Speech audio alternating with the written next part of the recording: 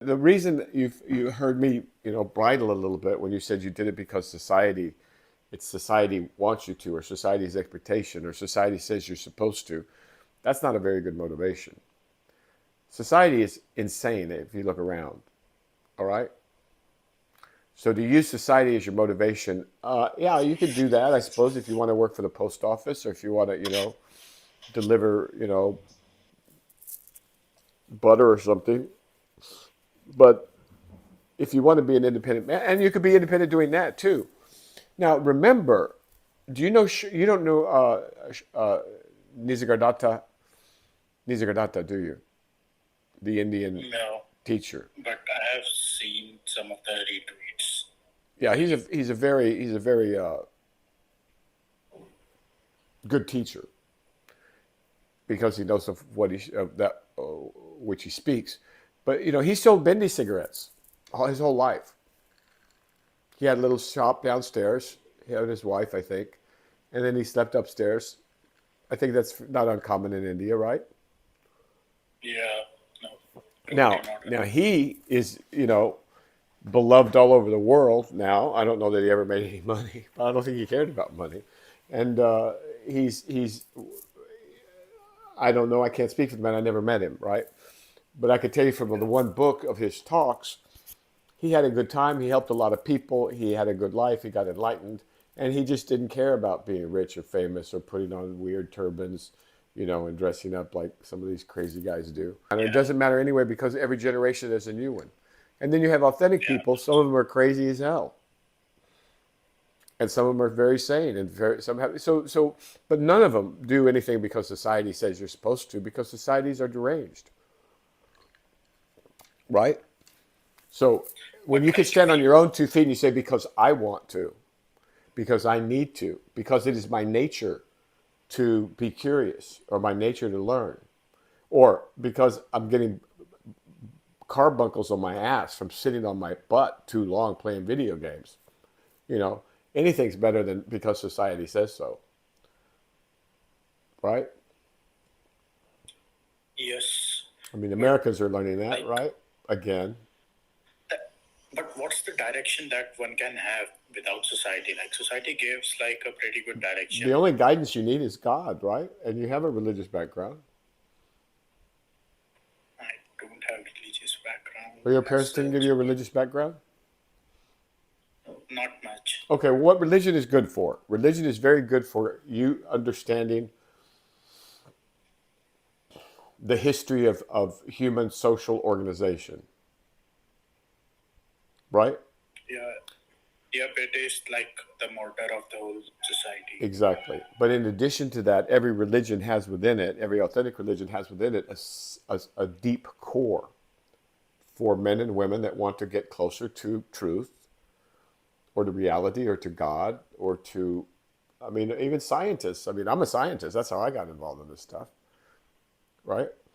So for those in every religion, whether it's Hindu, whether it's Abrahamic, do you know what Abrahamic means?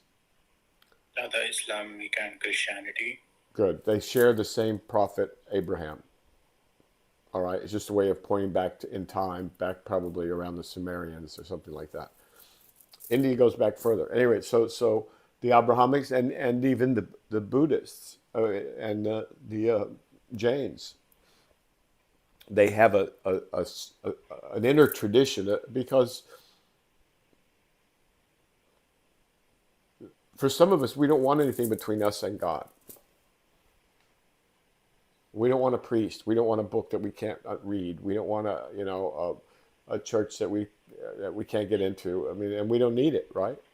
Some of us. So we go direct. And I think there's a name for that in India. I think it's called the path of devotion, no? Do you like Indian music, by the way? Yeah, yeah, yeah.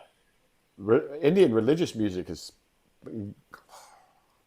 amazing, the best Yeah. on the planet, and it'll induce a trance, which is maybe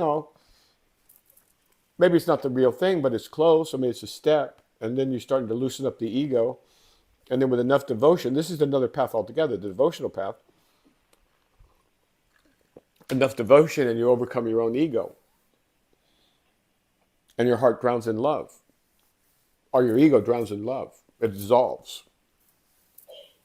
So, is only aim of life is to dissolve the ego?